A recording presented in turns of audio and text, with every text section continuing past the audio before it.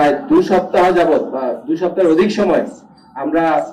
Coast guard, নৌ police, BIWTA, answer এবং আরো ফায়ার সার্ভিসের লোকজনদেরকে নিয়ে আমরা টহল কার্যক্রম পরিচালনা করছি, যাতে কোনোভাবেই কোনো লোক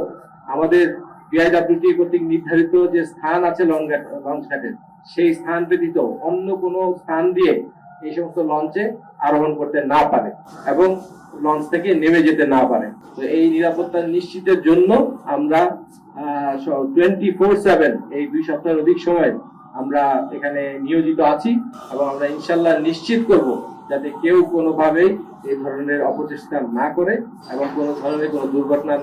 না ঘটে এবং আমরা আমাদের এই ঈদের যাত্রাকে সম্পূর্ণ নিরাপদ এবং সুষ্ঠু সুন্দরভাবে আমরা এটা পরিচালনা করতে পারি। শুধু লঞ্চ ঘাটেই নয়, আমরা যাত্রীদের নিরাপত্তা বা যানমালের নিরাপত্তার জন্য আমরা কিন্তু নদীপথ আমাদের পেট্রোল পরিচালিত হচ্ছে। এমনকি আমরা জানি যে এখনকার যে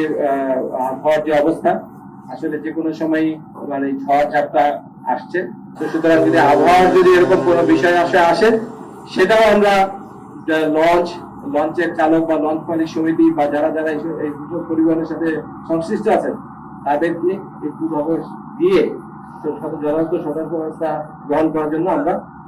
নিয়োজিত থাকি। এই জনগণের কাছে আমাদের এটা একটা দায়বদ্ধতা এবং প্রতিজ্ঞা যে ইনশাল্লাহ আমরা সকল সরকারি সংস্থা এবং বাহিনী মিলে এবারের ঈদকে অত্যন্ত নিরাপদ এবং ঈদের সময় নিরাপদ যাত্রা ব্যাপারে আমরা সার্বিকভাবে সচেষ্ট থাকবো, এটা ইনশিওর করা যাবে। শুধুমাত্র লঞ্চ ঘাটেই নয়, আমাদের টহল দল মানে সমগ্র রুটেই আপনার বিভিন্ন সময়ে বিভিন্ন জায়গায় তারা টহল পরিচালনা করবে।